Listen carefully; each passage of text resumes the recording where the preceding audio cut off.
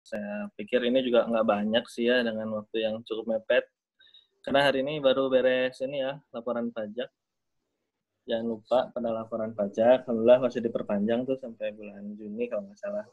Tapi tetap dilapor dulu di tanggal sekarang.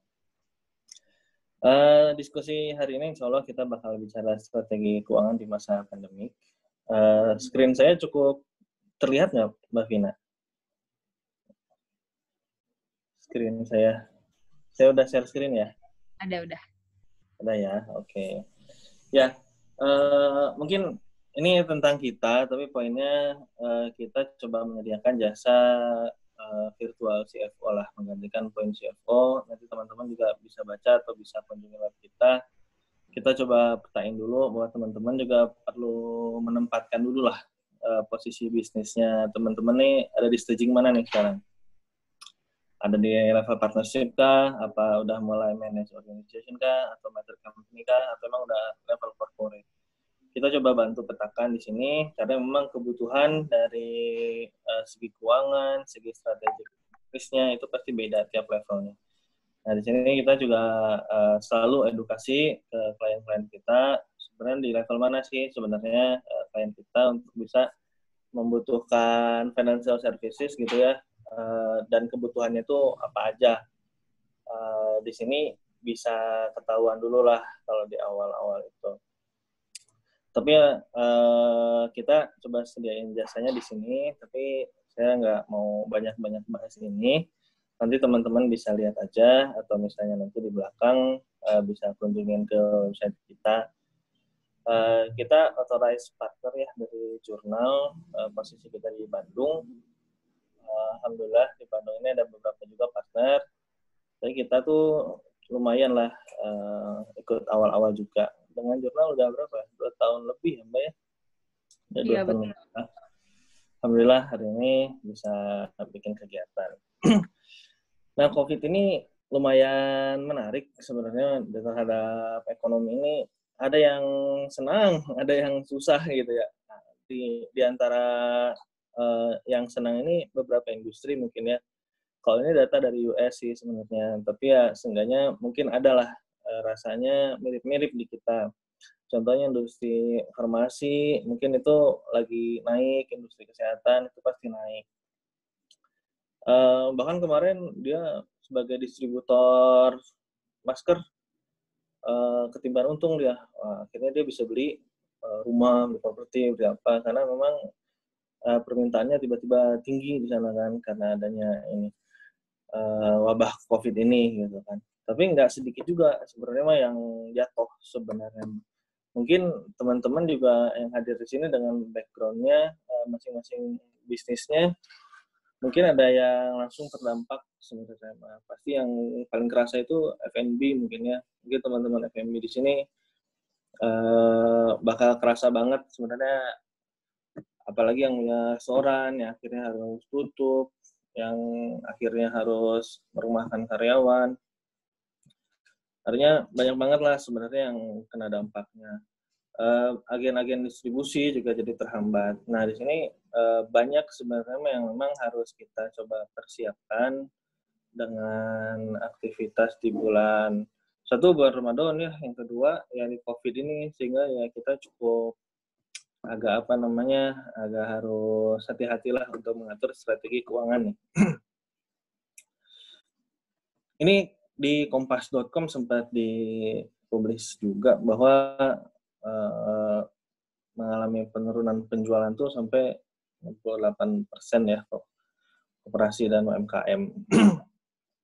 Dengan data-data yang masalah lah ya, kesulitan bahan baku berarti otomatis harga pokok penjualannya harus naik gitu kan ya. Terhambatnya distribusi, jadi terlambat untuk produksi, sulitnya permodalan, itu juga jadi salah satu faktor.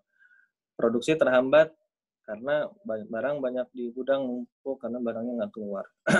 Nah, beberapa variabel ini saya pikir akan sangat perlu kita perhatikan sebenarnya mah. Mungkin di teman-teman yang hadir hari ini sudah paham juga sebenarnya mah dampak terhadap COVID ini apa sih, dan karena teman-teman semua mungkin pelaku bisnis dan pelaku usaha, dan itu pasti akan langsung langsung terasa oleh teman-teman semua, loh kenapa tiba-tiba piutang macet gitu kan, kenapa omset jadi turun gitu kan, kenapa HPP meningkat, beban operasional kok jadi meningkat gitu kan, ada kerugian kurs karena dolar sempat naik ya. Kalau misalnya ada yang bertransaksi dengan dolar, kalau yang jualannya dengan dolar enak, alhamdulillah ada kenaikan. Tapi kalau misalnya jadi importir, misalnya kita harus bayar dolar, maka itu jadi kerugian. Yang berdampak pada ini labanya menurun atau bahkan rugi ya, terjadi kerugian di sana. Akibat kerugian, akhirnya ada pengambilan keputusan-keputusan yang memang kurang enak, mungkin ya, harus menyelamatkan bisnis atau harus menyelamatkan karyawan, nggak dirumahkan. Nah, itu kan jadi dilema sebenarnya untuk para pengusaha. Arus kas negatif, ini nggak selalu buruk kalau emang kondisinya lagi investasi. Tapi kalau emang dari proses bisnis yang bermasalah, maka ini jadi problem. Arus kas negatif ini. Artinya semua hal dari sisi keuangan ini akan sangat berdampak dengan adanya COVID ini, perubahan gaya hidup, perubahan pola konsumsi. Nielsen juga melakukan riset ya untuk perubahan pola konsumsi dari masyarakat. Itu juga bisa dicoba dikaji lah sebenarnya dari bisnis kita nih, ada pola-pola apa aja yang terjadi nih terhadap ekosistem bisnis kita, baik terhadap konsumen ataupun terhadap vendor, ini kan berubah juga, bahkan terhadap karyawan kita. Nah, ketiga hal ini tuh menjadi variabel yang mungkin perlu kita perhatikan. Nah, di sini ada solusi dan cara mengatur anggaran itu gimana sih sebenarnya. Nah, sebelum ke arah teknis, bahwa yang paling penting dilakukan ketika kondisi kayak gini kan, kita harus mengamankan dulu sebenarnya. Kalau memang kita ada harapan atau ada ambisi untuk ingin growth, misalnya di tahun ini, kita udah bikin forecasting untuk selama 1 tahun gitu ya, dengan angkanya harapannya di bulan April dan bulan Mei ada peningkatan, ternyata kondisinya krisis. Nah, ketika kita mengetahui hal ini, otomatis kita harus mulai nih membuat data yang perubahannya apakah kayak gini, ataupun bagaimana. Artinya kita butuh penyesuaian dengan kondisi yang sekarang, dengan kondisi yang real. Nah, pasti ada dua untuk mengatur anggaran ini. Pertama adalah dari sisi revenue ya. Mohon maaf tulisan saya kalau misalnya kurang terbaca, tapi semoga suara saya cukup jelas biar kebayang. Yang pertama dari sisi revenue, yang kedua dari sisi expense ya. Dari sisi expense, artinya dari sisi pengeluaran yang memang biasanya dikeluarkan oleh perusahaan. Nah, yang pertama itu dari sisi revenue. Kita memang harus kreatif lah sebenarnya untuk menemukan revenue stream yang baru. Revenue stream yang baru ini bisa berbagai caranya ya. Apakah emang berkaitan dengan penambahan customer baru atau penambahan produk baru yang memang itu fit dengan kondisi ya. Mencari peluang ini kan memang tidak mudah sebenarnya. Maksudnya gampang-gampang sulit lah. Kalau kita nemu titik manisnya ya insya Allah pasti akan ada hasilnya sebenarnya. Tapi kalau emang kita belum nemu titiknya, bagaimana kita bisa survive? Itu poin. Bagaimana bisa kita survive? Revenue stream ini bisa kaitan dengan langsung ya, baik dengan bisnis intinya ataupun tidak. Nah, di sini karena kondisinya adalah kita sedang survival mode ini. Jadi walaupun memang bisa jadi produknya itu belum menunjang kepada bisnis intinya, tapi kita harus mengamankan bisnis kita. Artinya kalau mengutip satu kaidah fikih misalnya ya, mohon maaf ini soal kaidah fikih, bahwa mengambil mudarat yang kecil itu, mencegah kemudaratan itu masih lebih utama dibandingkan mengambil manfaat. Nah, di sini penting bahwa daripada kita berusaha ekspansi, jangan dulu ke sana lah. Artinya ini ada risiko yang besar sebenarnya dengan bisnis yang sekarang. Artinya kita lebih pilih untuk mengamankan risiko ini. Ini lebih utama dibandingkan harus melakukan ekspansi. Jadi bagaimanapun ini adalah survival mode, baik dari aktivitasnya berupa dari bisnis inti ataupun tidak, yang penting adalah mendapatkan cash tambahan. Nah, untuk melakukan produk ini, misalnya kita punya produk makanan contohnya, kalau di sini coba diangkat adalah bagaimana bisa membuat inovasi nih untuk restoran, sekarang akhirnya bikin produk frozen food, bikin paket-paket untuk bisa dimakan di rumah. Nah, yang kayak gitu sebenarnya inovasi yang memang secara lini bisnisnya masih sama ya, dari F&B masih sama, masih satu F&B, tapi dia mencoba segmentasi yang berbeda. Yaitu makanannya dikirim dari dapur atau misalnya di take away gitu, beli pakai GoFood, ada GrabFood, itu kan banyak lah sebenarnya untuk sekarang. Nah, kita harus bisa menemukan konsumen yang fit sebenarnya, Mbak. Di sini sebenarnya, Mbak. Konsumen produk market fit, artinya kalau di sisi ini kita nemuin ya customer validation-nya nih. Valid nggak nih produknya? Kalau misalnya sekarang, waduh gimana ya buat ningkatin penjualan, bikin produk A, produk B, produk C, tapi ternyata target marketnya itu sama, bikin target marketnya itu sama. Sekarang tuh ada kecenderungan bahwa masyarakat tuh bisa jadi ada keinginan untuk menahan uang daripada mengeluarkan uang karena kondisinya sedang krisis kayak gini. Padahal ini saya pribadi bahwa kalau misalnya uang itu ditahan, otomatis ekonomi tidak berputar sebenarnya. Malah harusnya kita kalau misalnya punya uang, maka harusnya belanja. Dengan belanja itu kan kalau rumusnya MVPT, velocity of money misalnya, berarti kan kalau uang beredarnya terus mutar, transaksinya akan banyak. Gitu kan. Nah, pricing itu akan cenderung mengikuti. Nah, artinya di sini jangan sampai kita salah sebenarnya menargetkan customer-nya. Jangan sampai salah menargetkan segmentasi dari produk kita ini harus clear sebenarnya, Mas. Jangan sampai ya udah sekarang udah keluar budgetnya, marketingnya dibikin, budget marketingnya ternyata nggak hasil juga, padahal kita juga lagi butuh uang nih. Sehingga budget marketing itu harusnya tepat sasaran dong, nggak dibuang-buang untuk coba-coba doang gitu. Dan kita harus tetap berlaku efisien.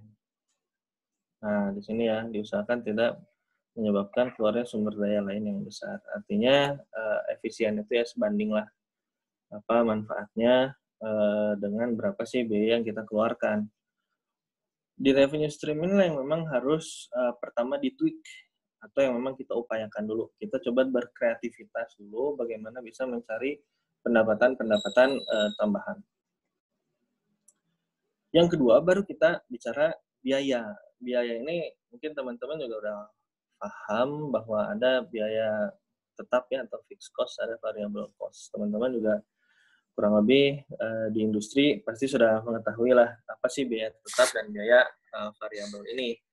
Tapi memang kadang kita kurang memetakannya gitu. Tapi kita kurang memetakannya. Nah, karena ya udah dikira-kira aja kayaknya segini deh. Nah, kayak gini bisa jadi ada kesalahan dalam perhitungan. Jangan sampai kita misalnya biaya langganan internet. Nah, biaya langganan internet itu variabel atau fixed cost misalnya. Karena biasanya restorannya buka, ya ada biaya internet, sekarang restorannya harus tutup, biaya internetnya masih ada atau tidak. Nah, itu kan bisa jadi biaya-biaya yang kita kontrol sebenarnya. Nah, mungkin teman-teman familiar bahwa income statement itu laba rugi ya. Income statement itu adalah bagian dari tools yang memang bisa kita pakai, tools keuangan yang bisa kita pakai untuk melihat bagaimana kondisi performance dari perusahaan. Performance dari perusahaan itu dilihatnya pasti dari sini sebenarnya. Bagaimana dari tingkat sales, COGS, dapat gross profit, operational expense, kemudian dan seterusnya sampai jadi net income. Fokus kita adalah bagaimana bisa men-tweak dua hal ini. Satu, improve revenue stream. Yang kedua, mana nih biaya-biaya ini yang memang bisa kita sesuaikan. Nah, bagaimana caranya? Nah, kalau teman-teman misalnya sudah punya laporan keuangan di bulan sebelumnya, misalnya di bulan Maret 2020, ada April 2020. Ini lebih enak sebenarnya mah. Teman-teman bakal bisa membuat proyeksi untuk keuangan di bulan Mei 2020. Betul ya? Artinya teman-teman bisa memetakan sebenarnya biaya fixed cost itu apa saja. Biaya fixed cost-nya. Contohnya biaya fixed cost itu adalah gaji misalnya. Ada beberapa gaji karyawan itu yang fix, ada juga yang memang tidak fix ya. Tidak fix itu berarti maksudnya upah ya. Maksudnya upah. Artinya kalau upah itu kan akan mengikuti seiring dengan pertambahan output produksi ya, atau output penjualan. Nah, ketika teman-teman punya hal ini akan sangat memudahkan sebenarnya. Biaya tetap ini bakal bisa terpantau sebenarnya, sehingga kita ketahuan kebutuhan cash bulanan itu berapa sih sebenarnya untuk biaya tetap ini. Baru tahu dulu karena mengacu kepada angka-angka di bulan April dan di bulan Maret gitu kan. Biaya variabel berarti di sini ini ya, ada COGS, ada biaya operational expense yang variabel lainnya. Salah satunya di sini adalah bahan baku. Kalau di sini misalnya supplies misalnya ya, supplies expense gitu kan. Bahan baku ini akan terpengaruh karena kita akan berhubungan dengan vendor. Nah, kita berhubungan dengan vendor di mana mereka pun sama akan terdampak dengan COVID. Sama akan berdampak dengan COVID. Nah, artinya kita harus benar-benar memastikan bahwa bahan baku di sini ini efisien. Nah, satu kemungkinannya itu adalah kenaikan harga dari vendor. Karena barang langka, otomatis harga naik ya. Mungkin akan dirasakan teman-teman F&B, mungkin ada kenaikan harga karena barang langka. Atau jaringan distribusinya keganggu, atau apalah sebagainya. Nah, artinya kita harus cek ke para vendor, benar nggak ada terjadi perubahan harga atau tidak. Ada hal-hal yang memang bisa mengganggu nggak terhadap proses bisnis kita. Yang kedua, bahan baku ini dia akan berpengaruh terhadap inventory ya. Inventory. Nah, inventory ini harus hati-hati. Bagaimana kita bisa efisien menyimpan inventory. Artinya jangan sampai banyak pembelanjaan inventory, kemudian uang mengendap di sana. Artinya yang misalnya sekarang belanja itu misalnya untuk sebulan langsung. Nah, kita coba lihat bahwa cash flow kita nih jangan langsung stok sebulan nih. Coba lihat dulu, potong jadi 2 minggu. Atau potong jadi seminggu. Nah, cash flow-nya jadi lebih diatur di sana. Jangan sampai uangnya mengendap ke arah itu. Interest expense juga sama ya, berarti kan ada biaya bunga. Nah, ini memang harus diperhatikan kalau misalnya rekan-rekan yang punya cicilan, baik berupa pembelian aset atau pinjaman kepada bank. Ini nggak tahu sih apakah benar ya, apakah bisa direstrukturisasi dari beberapa ini. Kemarin dari rekan yang kerja di BRI Syariah, ya memang dia tiap hari dapat pengajuan untuk restrukturisasi.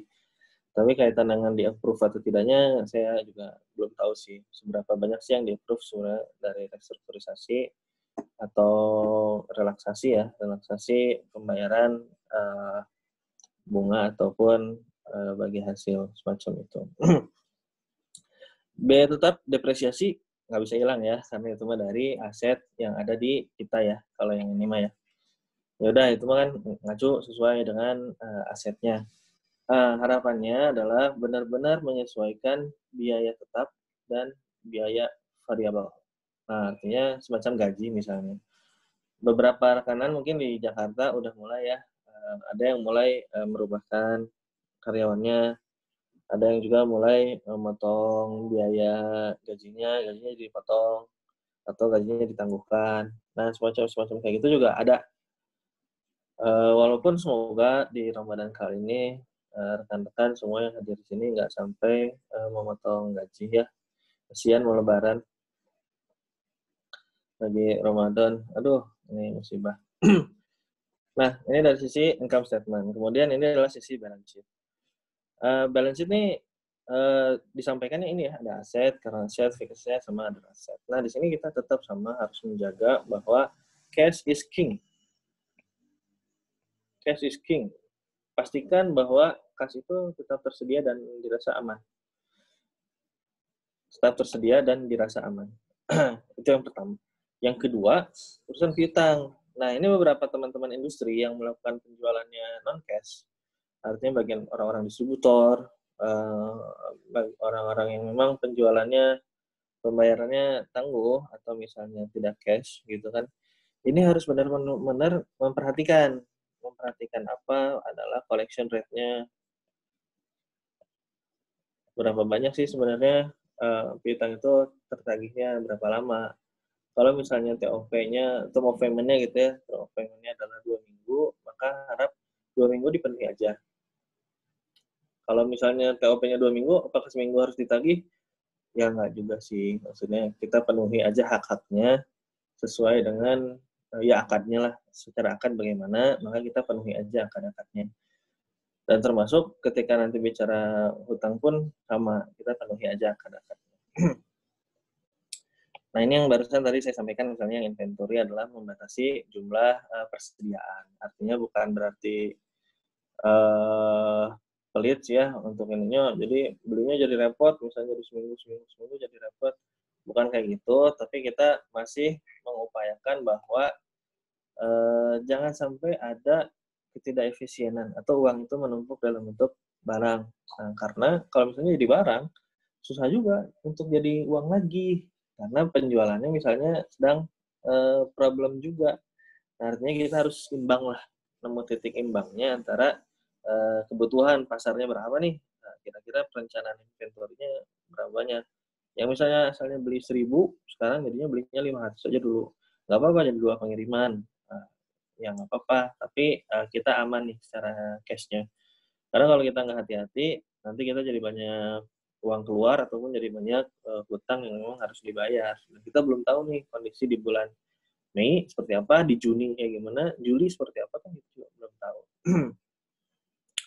Nah, cash flow negatif itu bisanya disebabkan juga salah satunya adalah ini ya, ketika kita mau investasi dalam bentuk aset. Nah, ini kebijakannya penting nih. Kalau misalnya ada kebijakan kemarin-kemarin, wah saya mau investasi nih, mau beli aset baru, saya mau beli mobil baru deh untuk distribusi, atau saya mau beli kulkas baru nih untuk F&B. Nah, ini tolong diperhatikan, karena tadi kita sedang berusaha mengamankan cash dari perusahaan.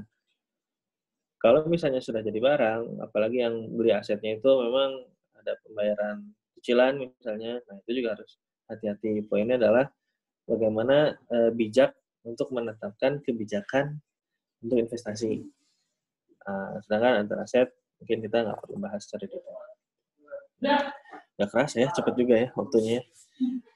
Ini balance sheet dari sisi pasiva ya. Dari sisi pasiva itu ada liability, current liability, long term liability, semua equity. Nah, ini yang perlu dilakukan adalah hitung yang jatuh tempo dalam waktu 30 hari ke depan. Nah, kita ini harus dihitung nih, dan harus ada alokasi kasnya untuk membayar hutang jangka pendek ini. Jadi kalau misalnya tadi kas di sini untuk apa? Ya ini untuk membayar hutang jatuh tempo ini. Artinya gini, kita punya piutang dan pengen dibayar cepat kan. Nah, tapi kalau kita punya hutang, maka ya penuhi juga sesuai dengan akadnya nih. Jadi artinya kita juga fair nih. Jangan cuman piutang pengen ditarik cepet nih, kalau hutang tapi nggak mau dibayar, kan nggak boleh ya menahan hak orang lain. Ya sunahnya nggak boleh lah menahan hak orang lain itu. Artinya kita kalau emang ada kebutuhan maka komunikasikanlah dengan baik pembayaran terhadap suppliernya. Kalau misalnya asalnya seminggu, bisa nggak mundur jadi 2 minggu, bisa nggak jadi 3 minggu. Nah, kalau suppliernya kuat, ya alhamdulillah, berarti kan bisa ketolong kita nih. Tapi kalau emang suppliernya nggak kuat juga, ya mungkin kita juga harus saling memahami, saling bantu aja lah secara itu. Hutang gaji, ini juga sama, penting ya. Kalau misalnya karyawan ini belum sanggup untuk dibayar full gajinya secara bulanan, bisa opsinya adalah hutang gaji kalau merekanya bersedia. Ini jadi catatan kalau merekanya bersedia. Kalau misalnya tidak bersedia, maka harus cari cara. Gimana nih caranya? Ya apakah harus merumahkan gitu ya? Oh, malah jadi nggak dapat penghasilan dianya ya. Tapi hutang hak karyawan ini memang benar-benar harus diperhatikan lah sebenarnya. Kalau emang kondisi bisnisnya benar-benar buruk, tidak bisa banget nih survive kalau harus bayar karyawan sebanyak itu, mungkin opsi dirumahkan dulu gitu ya, dirumahkan dulu bisa terjadi, mungkin akan dibayar tunjangannya aja lah, tunjangan dirumahkan, misalnya bayarnya berapa, 500.000, 1 juta, atau berapa, itu disesuaikan lah dengan kebutuhannya. Tapi kita berusaha memotong nih biaya gaji yang besar, jadi dirumahkan. Nah, dirumahkan itu motong biaya kan, potong biaya, misalnya asalnya harus bayar 60 juta untuk gaji, dirumahkan nih, akhirnya cuma bayar tunjangan yang dirumahkan aja, akhirnya bayar sebesar misalnya 15 juta atau 20 juta. Kita udah bisa hemat 40 juta. Nah, di sana juga perlu tuh untuk strateginya. Kalau kewajiban lainnya semacam pajak, itu ya ada mungkin ya relaksasinya, silakan nanti dikaji undang-undang yang barunya, bagaimana terhadap COVID ini, kalau emang butuh SKB juga udah bisa diproses. Hutang bank ini juga tadi kalau memang ada hutang tolong dibantu aja untuk direstrukturisasi atau direlaksasi. Kalau memang misalnya di ACC oleh pihak bank, wah alhamdulillah banget gitu kan, oleh pihak ininya lendernya. Jadi nanti teman-teman perlu memperhatikan hal inilah sebenarnya poinnya gini. Sedangkan dari sisi equity ini harus mulai hati-hati para pemilik nih, gitu kan. Pertama mengatur kebijakan cadangan laba nih. Laba ditahan ini kan biasanya dipakai untuk investasi nih. Nah, untuk sekarang tuh jangan dulu lah sebenarnya. Jangan dulu beli aset-aset tetap ataupun investasi yang apalagi yang punya resiko tinggi ya. Nggak usah lah yang kayak gitu. Udahlah, survival mode, bagaimana biaya operasional, karyawan terbayar. Nah, yang kayak gitu tuh lebih penting lah sebenarnya. Kalau ada bagi hasil, mungkin para pemilik modal juga ditahan dulu kalau bisa gitu kan. Ataupun malah harus ada suntikan modal baru nih dari dividen-dividen yang kemarin sudah dibayarkan, mungkin nggak ya, itu pun ya masukin lagi lah duitnya, biar kita survive dulu nih bisnisnya nih, ini kan lagi musibah banget, setidaknya kita bisa survive nih sampai akhir tahun, nah misalnya kayak gitu. Itu kan perlu ada komunikasi yang baik lah sebenarnya dengan para pemilik modal. Nah, yang paling penting ini adalah bagaimana bisa menjaga cash flow. Jadi apa yang tadi kita coba diskusikan sebelumnya itu, poinnya di sini, bahwa harus menjaga cash-nya itu adalah positif, sebisa mungkin. Kalaupun tidak bisa, maka dia harus negatif minimum. Nah, jangan sampai negatifnya kebesaran, karena masih ada pos-pos yang belum efisien. Nah, di sini jangan sampai. Poinnya adalah pertama itu gimana cash flow-nya harus positif. Itu titiknya mah. Poinnya mah artinya kan sales-nya masih tetap nih harus diangkat, berarti kan biaya marketingnya tetap harus dikeluarin nih, cuman efisien dan tepat sasaran. Itu mah tetap harus. Nah, untuk purchase sama expense, nah ini harus hati-hati nih. Harus efisien, bagaimana emang keluar keluar uang tuh benar-benar diperhatikan sekali. Kalau emang sebelumnya kurang memperhatikan, maka sekarang tuh harus benar-benar diperhatikan. Kalau emang perlu adanya perampingan-perampingan biaya yang udah, misalnya langganan koran, langganan apa, nah itu potong-potong aja dulu. Bisa jadi tuh kayak gitu. Sedangkan aktivitas investing, jelas ya ini mah tidak direkomendasikan dulu lah kalau bisa. Nggak usah akuisisi ini dulu, nggak usah akuisisi aset dulu, nggak usah. Kalau lah misalnya harus jual aset, ini juga bakal jadi jatuh sih harganya kalau sekarang ya. Kalau sekarang misalnya jual aset, jual mobil, harganya bisa jatuh juga. Maksudnya malah jadi kerugian juga. Tapi kalau misalnya itu untuk surviving bisnis, nah itu keputusan dari manajemen nantinya. Apakah saya mau jual? Ya ada gimana nih? ini kan butuh makan anak-anak karyawan. Nah, kayak gitu tuh benar-benar karakter bisnisnya lah, gimana pemiliknya, gimana jajaran direksinya lah yang punya kebijakan.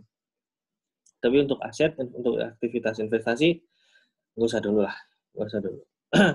Dari sisi financing, kurang lebih tadi sudah disampaikan bahwa benar aktivitas financing ini harus diperhatikan oleh para pemilik perusahaan. Kalau emang harus jadi suntik dana baru, semoga ada gitu kan ya, semoga nggak harus gitu ya, misalnya dari dana aja yang survival mode itu bisa nutup lah penjualan, nutup ke pengeluaran, ya udah plus-plus gitu juga. Saya pikir masih alhamdulillah sih di kondisi sekarang gitu ya. Kalau yang terdampaknya negatif ya, kalau yang terdampak positif jualannya jadi banyak, ya alhamdulillah itu rezekinya bagi industrinya dia gitu. Nah, ketiga laporan ini sebenarnya menjadi kunci buat teman-teman memperhatikan kondisi keuangan gitu kan, dan cash flow negatif atau positif bulan-bulan sebelumnya. Dari penjualan bagus atau jelek nih net income-nya gitu kan. Dari sisi neraca bagaimana leverage-nya. Leverage itu berarti kan aset current asset dengan current liabilities-nya seimbang nggak gitu kan.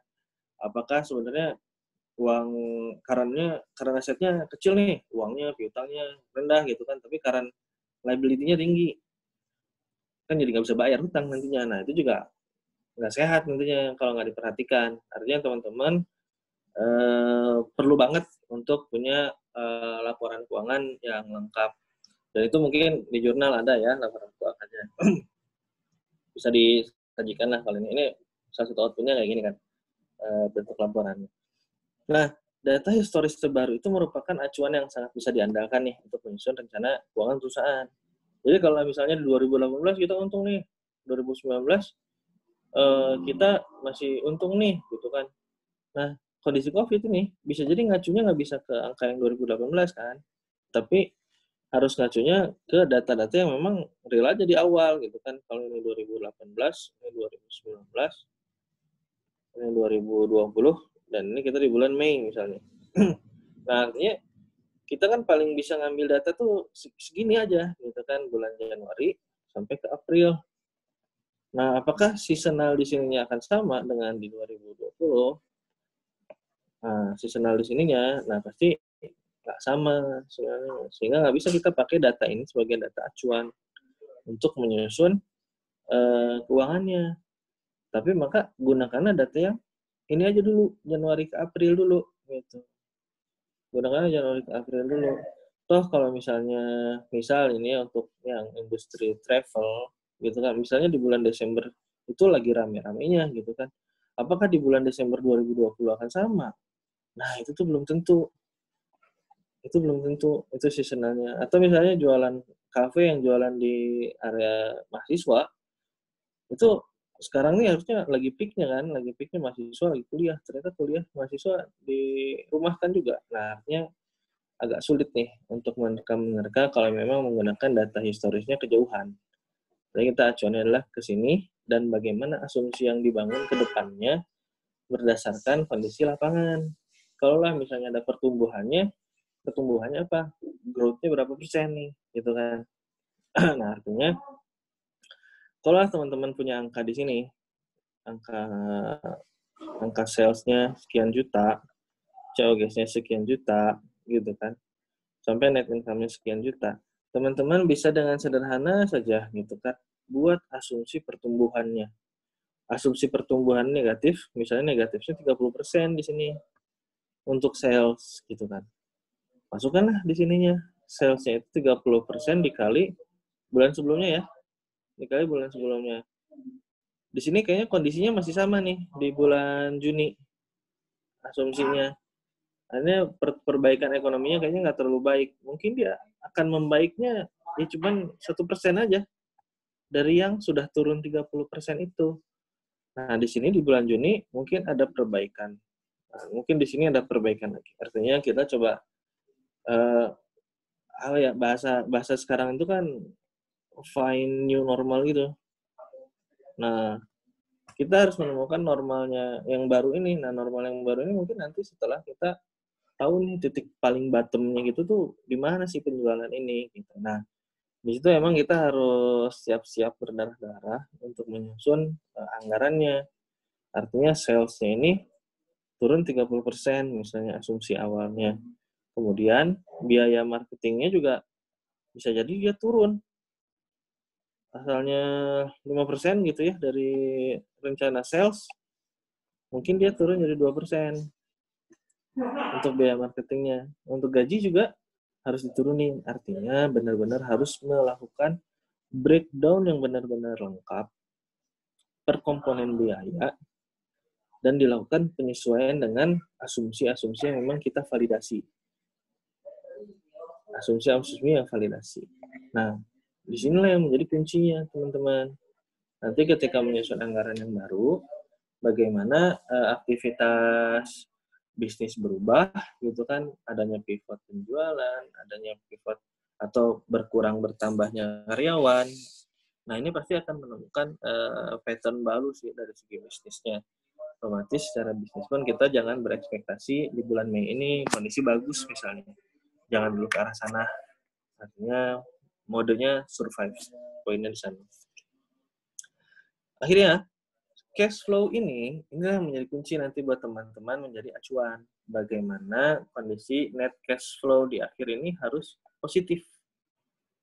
Jangan sampai negatif. Poinnya di sana.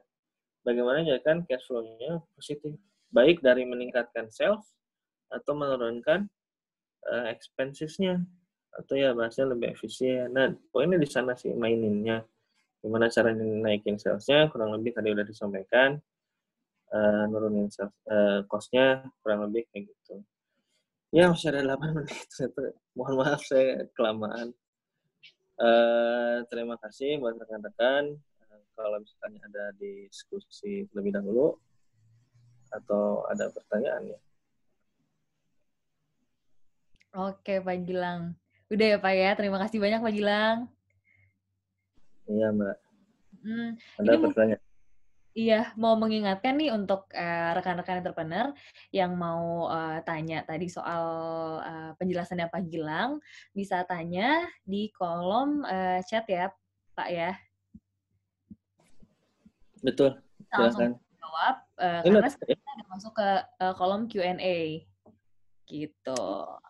Nah, ini udah ada pertanyaan nih Pak Gilang. Betul, saya bisa lihat ini. Wah, Iya. canggih ya. Mm. Bagaimana strategi untuk mengatur cash flow apabila term piutang lebih panjang dari term hutang? Strateginya gimana? Itu bisa langsung pertama cari pemodal sebenarnya. Artinya kita mencari modal yang besar berarti ya. Kalau misalnya termnya modalnya kayak gitu nih, gitu kan. Piutangnya 3 bulan, utangnya harus dibayar 2 bulan. Itu dengan simpelnya ya kita harus ngemodal, ya kan? Kayak gitu ya, harus ngemodal nih. Tapi beda kalau misalnya piutangnya sebulan, utangnya 3 bulan. Wah, ini lebih enak. Kita dimodalin dulu sama vendor. Bahasanya kan kayak gitu ya, bahasa sederhananya. Nah, strateginya itu. Yang pertama itu emang harus diupayakan dulu. Termnya itu emang harus minimal sama lah kalau bisa. Piutang masuk, bayar ke vendor. Piutang masuk, bayar ke vendor. Untuk kalau harus nyari investor kan kita harus ada biaya cost of capital lagi kan. Kalau nyari pemodal itu kan kita harus mengurangi margin kita. Nah, yang kayak gitu kan kurang bagus sebenarnya. Artinya ketika menemukan bisnis model yang demikian, kita pun harus matang. Jadi bukan kita nggak ada persiapan nih. Kita nggak ada persiapan. Kalau kita ke konsumen, udah Pak, 3 bulan aja pembayarannya. Sedangkan kita ke vendor, sebulan harus dibayar ya Pak. Lah, kok jadi artinya kita jadi nggak siap, kayak kita nggak siap nih. Artinya kita pun harus sudah bisa berhitung capital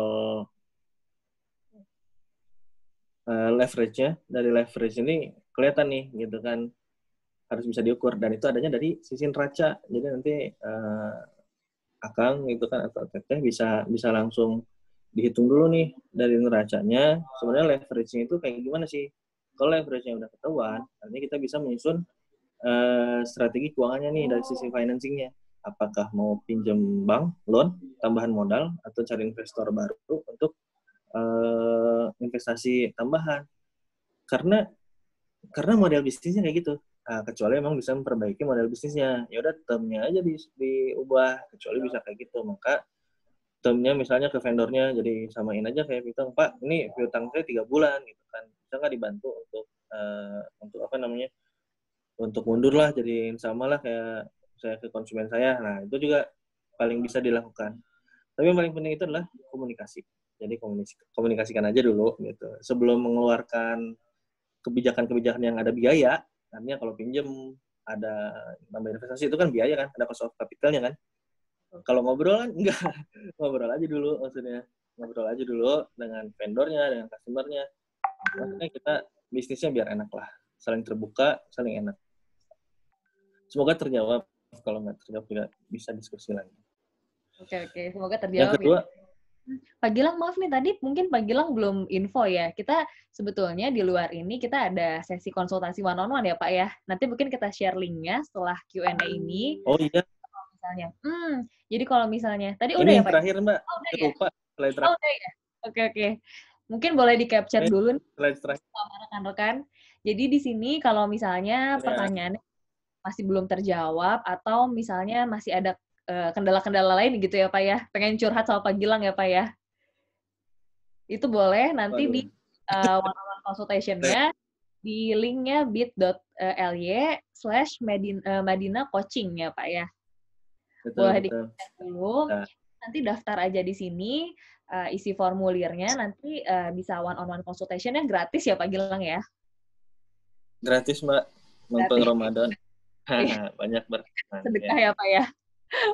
Nggak Oke. ilmu. Nah, mungkin kita langsung lanjut lagi aja ke Q&A. Mudah-mudahan terjawab ya yang pertama tadi mengenai piutang, term piutang. Lanjut ke pertanyaan kedua mungkin ya Pak ya, mengenai Enggak ya. strategi menemukan aset yang sedang dijual murah. Tadi sebetulnya Pak Gilang udah cerita mengenai pembelian aset juga, tapi boleh mungkin dijelasin ya Pak ya? Ya, kalau Hmm. strategi menemukan aset nih agak sulit nih nyarinya. Mau nyari di website atau di apa ya, itu kurang tahu. Tapi karena dari sisi bisnis, mungkin ada rekan-rekan kita yang agak kesusahan mau jual aset. Nah, artinya coba banyak diskusi aja lah ke teman-teman pengusaha. Siapa tahu ada yang memang perlu dibantu. Ternyata dibantunya tuh dia mau jual aset maksudnya. Ya, akhirnya bisa dapat aset murah. Itu bisa aja gitu, bisa aja.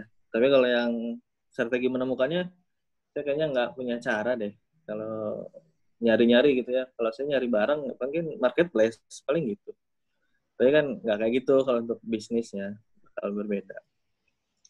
Jadi mungkin saya nggak bisa jawab lengkap kalau itu punten.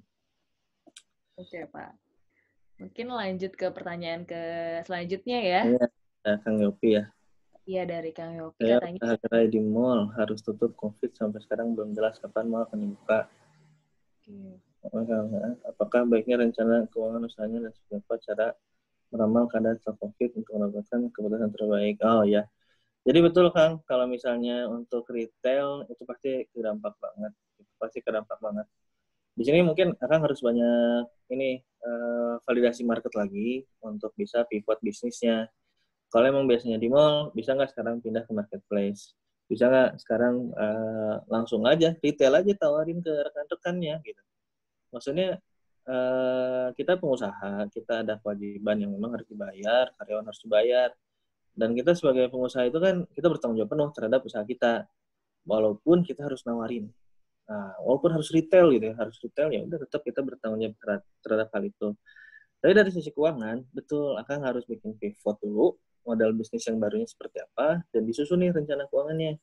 Artinya rencana keuangan itu berarti kan siapin nih untuk biaya marketing pindah, artinya biaya marketing yang biasanya di mall, sebar brosur atau apa, pindah nih ke Instagram misalnya. Bikin FB Ads, PG Ads, atau bikin website, atau gitu. Artinya itu udah mulai pivot yang awalnya akan ada di mall, terus pindah ke online. Kemudian buka di akun-akun marketplace, tetap jualannya mah tetapnya dipromot ke rekan-rekan, karena kalau bukan kita yang jualin siapa gitu kan. Nah, tapi poin di sini adalah pivot dulu kan untuk ininya, bikin keuangan yang baru, skema keuangannya, artinya direncanakan nih target penjualannya berapa, budget marketingnya berapa. Kalau misalnya udah keukur budgetnya berapa nih, kemungkinan budget yang harus disiapin, cek kondisi cash flow kita kayak gimana, ada cadangan nggak untuk cashnya, ada cadangan nggak. Nah kalau misalnya belum ada cadangan, ini jadi masalah nih, gitu kan. Artinya kita harus mencari sumber permodalan yang baru. Tapi poin yang harus dibikin adalah Akang harus punya dulu laporan keuangannya, laba ruginya dibikin dulu, perencanaan cash flow-nya dibikin dulu, dan itu dihitung dengan benar dan dilihat kondisi kas kita sekarang ada berapa. Nah itu jadi kunci sebenarnya untuk bisa survive. Oke, semoga terjawab ya Pak Yopi ya. Nanti kalau masih kurang jelas bisa tadi konsultasi ya Pak ya. Pak Gilang ya. Iya betul, semoga lah bisa ini ya. Nanti daftar aja Kang kalau ini, biar kan kalau sekarang saya nggak tahu nih data-datanya. Kalau misalnya nanti ada pertemuan, mungkin kita bisa lihat data, bisa lebih akurat untuk menjawab. Tuh, sama kayak dokter ya Pak ya. Jadi ya memang harus harus ada gejalanya dulu ya Pak Gilang. Itu ya, didiagnosa ya. Iya, kalau nggak tahu gejalanya kadang mungkin konsultan bingung juga ya untuk jawab secara lebih komprehensif gitu. Semoga terjawab tapi ya. Ini mungkin di pertanyaan selanjutnya dari Pak Dharma, ini mirip-mirip sama yang tadi Pak kayaknya ya.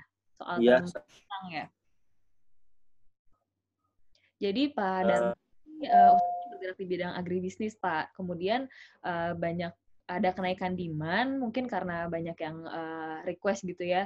Tapi mitranya ini bayar temponya mintanya diperpanjang jadi 1 hingga 2 pekan. Jadi agak repot karena modalnya kurang cukup banyak gitu. Mungkin sarannya seperti apa? Mirip-mirip seperti tadi sepertinya Pak ya? Ya, sih sebenarnya salah satu yang itu kan positif karena sebenarnya jadinya asalnya ini sih kenaikan demand ke batas untuk investasi.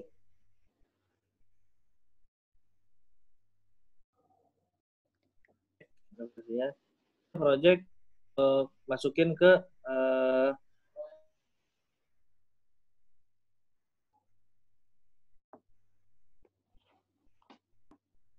untuk permulaan bisnisnya masalah, peluangnya malah lagi ada gitu kan, yang nggak ada tuh modal. Nah modal ini bisa cari, ini selalu bisa dicari, tinggal cari aja ya udah crowdsourcing gitu ya udah nyari dari 10 orang masing-masing berapa juta misalnya, atau memang pemodal tunggal aja 1 orang aja tapi memang dia kuat modalnya. Nah di sana lebih enak kan, artinya tetap bisnis mah harus diambil ya, peluang bisnis mah jangan ditinggalkan. Masa peluang nggak diambil, sombong amat, nah gitu kan. Ambillah, ini lagi berkah kan, insya Allah kondisinya. Jadi modalnya dicari. Nah, ini cari modal aja, karena nggak punya modal kan. Oke Pak Gilang. Mungkin lanjut ke Terakhir ya. Terakhir sepertinya nih. Ini bisnis saya karena sangat terpengaruh dengan kurs dolar yang sekarang naik. Apa cara terbaik untuk memprediksi kurs akan naik atau turun nih? Ya, alhamdulillah. Kurs ini yang tahu hanya Allah ya, dan marketnya. Nggak, tapi artinya masih bisa diperkirakan kalau emang kita ini, maksudnya ada instrumen-instrumen derivatif ya. Kalau emang bisnis kita ini beresiko tinggi terhadap kurs, maka derivatif jadi solusi sih sebenarnya. Derivatif bisa beli option, nanti itu kan langsung kunci tuh. Misalnya dijual nih sekarang optionnya berapa untuk harga dolarnya 16.000 misalnya, ya udah dikunci di sana. Ketika dolarnya jadi 17.000 misalnya ini ya 17.000, kita bisa execute itu gitu kan opsinya. Nanti kalau mau detailnya teman-teman coba Akang yang ini belajar tentang produk derivatif sih sebenarnya, istilahnya hedging itu. Istilahnya kan hedging itu lindung nilai. Nah lindung nilai ini nanti bisa melindungi nilai kurs dolarnya itu, jadi dipegang. Kalau misalnya dolarnya naik dari 16.000 jadi 17.000, maka kita bisa bayar pakai angka 16.000 gitu kan. Tapi kalau dolarnya turun jadi 15.000 misalnya, maka ya udah yang kita keluarin itu ya biaya buat beli ini aja, beli hedgingnya itu. Tapi ya ini kalau misalnya bisnisnya beresiko tinggi ya, beresiko tinggi.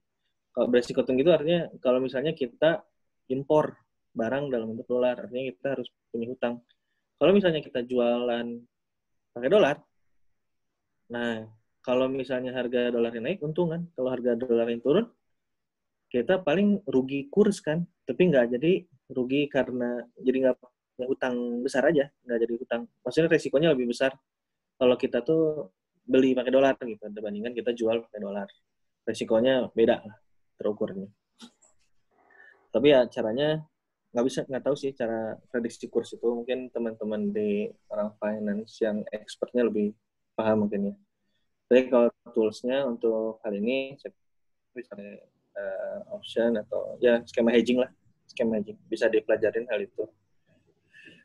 Semoga terjawab ya Kang ya, kalau tidak nanti kunci-kuncinya bisa didaftarin di apa tuh one-on-one consulting-nya ya. Iya. Pak Semoga Gilang, terjawab.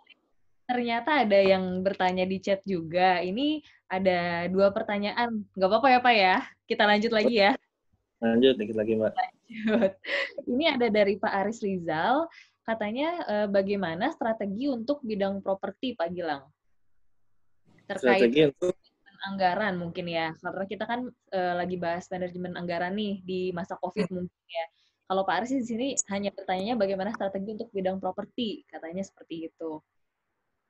ya artinya kemungkinan ini ya, baru kemungkinan saja. Mungkin bisa dikutip juga beberapa pendapat para ahli bahwa kemungkinan properti itu bisa jadi belum tumbuh misalnya karena orang lagi krisis nih. Yang asalnya golongan menengah jadi turun karena krisis ini, jadi nggak, pendapatannya berkurang gitu kan, jadi hampir miskin misalnya kalau kata-kata ini. Kecuali emang mau jualnya propertinya untuk yang kalangan atas sih, kayaknya benar real estate kayak gitu, kayaknya marketnya masih ada aja, marketnya masih ada kalau mau jualannya ya. Karena orang-orang yang punya uang mungkin nggak akan terdampak banget gitu ya, kecuali emang uh, orang-orang kalangan menengah yang itu memang mungkin akan terdampak banget oleh kejadian COVID ini. Nah, dari segi penjualan kayak gitu. Tapi kalau dari sisi anggaran biaya, ini perlu diperhatikan juga adanya kebijakan-kebijakan kayak semacam PSBB, mungkin akan menghambat proses bisnis nanti. Apakah nanti lagi ngebangun rumah, kuli-kuli ini kan harus berhenti dulu nih, di komplek rumah saya gitu, kuli-kulinya diberhentiin dulu lagi ngebangun. Karena ada larangan PSBB itu. Jadi artinya dari target awalnya selesai di bulan Mei misalnya, jadi harus mundur ke bulan Juli baru selesai rumahnya. Nah ini harus cukup membangun komunikasi mungkin dengan customer-nya gitu kan. Tapi kalau misalnya dengan vendor, barang kan udah dibayar, udah datang misalnya harus dibayar kayak gimana. Nah ini juga harus hati-hati, artinya buat kontrak-kontrak ketika berhubungan dengan vendor, itu harus diperhatikan lagi. Kalau memang perlu direview aja. Yang penting komunikasi sih dengan vendor ini. Yang penting komunikasi. Biaya operasional yang muncul itu kan harus hati-hati juga case-nya. Karena kalau misalnya properti kan mungkin case-nya nggak ini ya harus diatur lah case-nya gitu kan. Nggak langsung blok ada gitu kan. Apalagi kalau misalnya saya developer nih, ngerjainnya project-project dari perbankan misalnya atau dari BUMN, harus ngemodal dulu tuh biasanya. Betul. Harus pakai modal sendiri dulu. Nah, yang kayak gini nih yang bakal kerepotan nanti. Pencairan dana dari pemberi kerjanya lama, sedangkan dari kitanya biaya keluar terus. Nah, ini harus hati-hati. Artinya biaya tetap harus efisien supaya kitanya juga nggak mengeluarkan modal yang besar. Ya, semoga terjawab sih buat Kak Aris. Oke, semoga terjawab. Tapi intinya ngobrol aja dulu ya, Pak. Ngobrol, penting ngobrol itu. Kunci. Pokoknya kalau dari panggilan ngobrol aja dulu. Semuanya harus komunikasi ya, Pak ya. Komunikasi itu penting. Iya, Pak. Oke, next masih ada nih dari Pak Agus Nurbudiman. Katanya bagaimana strategi mengolah gaji tanpa ada PHK karyawan? Apa dibayar separuh atau gimana yang sesuai aturan tenaga kerja? Mungkin Pak Gilang ada pengalaman dengan kliennya mungkin, Pak? Ya, betul. Ini salah satu apa namanya kondisi yang banyak sebenarnya dialami mungkin sekarang ya, yaitu pemberhentian tenaga kerja. Khususnya F&B itu kan biasanya ada karyawan, ada apa namanya itu, ada waiters, ada cooker gitu kan. Dia harus bekerja, jadi sekarang tutup restorannya, akhirnya dipulangkan. Opsi yang pertama itu terhadap karyawan itu pertama, kalau bekerja maka upahnya harus dibayar ya sebelum keringatnya kering. Sunahnya kayak gitu. Jadi kalau bekerja, maka ya tetap harus dibayar. Ketika kemampuan kita nggak bisa bayar, maka komunikasikan. Komunikasi itu penting. Itu nomor pertama itu komunikasi nih. Bahwa kita nggak sanggup bayar, pertama nih untuk gajinya, karena pendapatan kita nggak ada, akhirnya opsinya dua nih gitu kan. Mau istirahat dulu, gitu kan. Artinya kita bisa, opsi pertama, ngasih, ngasih tunjangan minimum lah. Tunjangan dia minimum, misalnya gajinya misalnya 3 juta, 4 juta, sekarang jadi turun misalnya tunjangannya jadi 1 juta aja sebulan. Artinya itu ngatur cash flow. Atau yang kedua, dia tetap harus bekerja, tapi emang gajinya dibayar setengah, sisanya jadi hutang. Sisanya jadi hutang perusahaan. Itu juga nggak masalah sebenarnya. Artinya secara kebijakan itu, kalau emang dirumahkan berarti ya sudah, dia tidak bekerja, tapi kita fasilitasi berupa tunjangan. Karena kan karyawan tuh ya keluarga kita, mungkin ya karyawan itu kan keluarga kita juga. Kita harus memperhatikan bagaimana kebutuhan dia, mungkin punya keluarga. Kalau di PHK itu kan artinya dia tidak punya pekerjaan lagi, dan dia tidak punya, maksudnya kita ya sedih aja sih kalau dengar orang di PHK gitu kan, sedih aja lah kalau dengar orang di PHK, dia jadi nggak punya pekerjaan, jadi susah nih untuk, apalagi di bulan Ramadan gitu kan, mungkin kebutuhan akan meningkat, ada hari raya, ya itu coba dihindari, tapi kita coba fasilitasin dulu, PHK-nya mah jangan sampai ke PHK, tapi di apa namanya, secara pembayarannya mungkin ditermin lah. Kalau misalnya sekarang harus ada THR, punten ini mah nggak bisa nih kita bayarin THR-nya full, mungkin THR dibayarin 2 kali. Nah, itu dipecah. Artinya kita ngamanin cash flow. Poinnya di sana, cash flow itu harus diamankan. Komunikasi yang baik antara pemilik atau direksi dengan karyawan itu penting. Kalau memang tidak ada cash, maka tolong disampaikan. Bukan berarti, maksudnya mereka juga keluarga lah. Kalau karyawan itu keluarga dari perusahaan, maka berlaku baik, berlaku adil juga. Kadang suka ada yang bertanya gini juga, ya saya kan kerja di sini gitu kan, yang ada resiko bisnis mah ya itu resiko dari pemilik. Jawabannya benar, itu resiko pemilik. Karyawan mah tetap harus dibayar sebenarnya mah, karena mah harus dibayar full gitu kan, harusnya mah. Cuman ternyata nggak sanggup perusahaan nih, kalau misalnya nggak sanggup bayar kayak gitu, mau kayak gimana gitu kan. Akhirnya dialog lagi kan, diskusi lagi kan, ya udah sekarang sanggupnya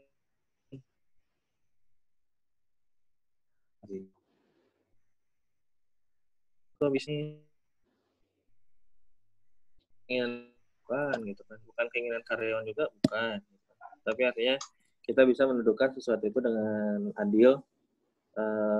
Ya adil itu kan lebih dekat kepada takwa. Nah, penting nih adil itu, bukan berarti kita cuma mentingin ya udah nih pulang aja deh, PHK aja deh, daripada kas kita yang kegerus, ya udah PHK aja. Nah, nggak kayak gitu juga, maksudnya nggak asal gitu. Tapi bangunlah komunikasi yang baik, yang enak, sehingga opsinya itu walaupun kita di PHK masih bisa untuk ya udah dirumahkan aja, tapi ada fasilitas tunjangan. Misalnya yang misalnya 1/4 gaji atau 1/3 gaji, itu kan bisa sebenarnya. Secara cash flow, kitanya juga jadi berkurang, cash out-nya gitu kan. Jadi secara bisnisnya masih bisa bekerja, itu kan juga bisa. Nah, kayak gitu tuh perlu dihitung lah, perlu dihitung dengan seksama. Kurang lebih gitu ya, semoga terjawab, Kang. Ya, semoga terjawab ya tadi Pak Agus ya. Semoga terjawab solusinya. Semoga sih nggak ada PHK, tapi tadi mungkin ada solusi-solusi ya Pak ya, mungkin bisa dibayarkan Betul. gitu ya. Oke Pak Gilang, mungkin itu tadi mengakhiri sesi tanya jawab kita hari ini. juga Alhamdulillah. alhamdulillah ya mengakhiri sesi hari ini webinar online mengenai anggaran manajemen keuangan. Terima kasih banyak nih Pak Gilang sudah meluangkan waktu. Banyak banget ilmu yang kita pelajari hari ini ya Pak ya dari Pak Gilang. Mudah-mudahan bermanfaat. Insya Uh, Allah. Mudah-mudahan ya Pak ya. Senang banget nih hari ini juga udah pada ngeluangin waktu gitu di tengah masa-masa COVID seperti ini. Kita mungkin memang harus lebih banyak belajar ya Pak ya. Betul. Mengevaluasi laporan keuangan kita. Tadi jangan lupa itu kalau untuk one-on-one consultation bisa nanti lanjutan daftar formulir tadi ya Pak Gilang ya